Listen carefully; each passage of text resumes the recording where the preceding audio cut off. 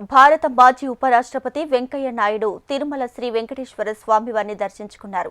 TTD chairman Raj Gopala నాయుడుతో కలిసి శ్రీ వెంకమాంబ అన్నప్రసాదశాలలో ఆయన అన్నప్రసాదం స్వీకరించారు.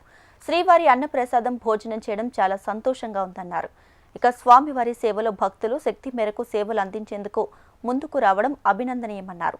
ప్రతిరోజు అన్నదాన కార్యక్రమాల్లోనూ భక్తులు కూరగాయలను ఉచితంగా అందించేందుకు ముందుకు రావడం సేవ నిరతికి నిదర్శనమన్నారు. సన్నిధిలో భగవత్ ప్రసాదం లాంటి ఈ నిత్య అన్న ప్రసాద భోజనం చేయడం చాలా సంతోషం. భోజనం రుచిగాను ఉంది, అదే చాలా ముఖ్యం.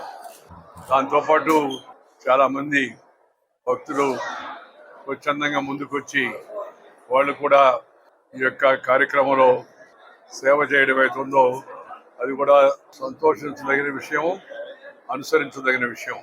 ఈ దేవస్థానం నిర్వహిస్తున్న ఈ మాతృశ్రీ తరిగొండ వెంగమాంబ గారి యొక్క ఈ ప్రసాద కార్యక్రమాన్ని భక్తులందరూ ఉపయోగించుకుంటున్నారని తెలిసి చాలా సంతోషించాను. ఈ పరంపర ఇలాగే కొనసాగుతూ ఉండాలి. ఈ కార్యక్రమానికి కూడా చాలామంది ముందుకు వచ్చి కూరగాయలు అదేవిధంగా మిగతా అవసరమైన వస్తువులు కూడా ఇవ్వడానికి ముందుకు వస్తున్నారని, కొంతమంది నిర్వహణకు అయ్యే ఖర్చు కూడా పెట్టడానికి కూడా ముందుకు వస్తున్నారని, అది వాళ్ళకి జీవితంలో లభించిన ఒక పవిత్రమైన అవకాశం. అలాంటి అవకాశాన్ని ఉపయోగించుకునేందుకు ఇంకా భక్తులు ముందుకు రావాలని చెప్పి నేను కోరుకుంటున్నాను.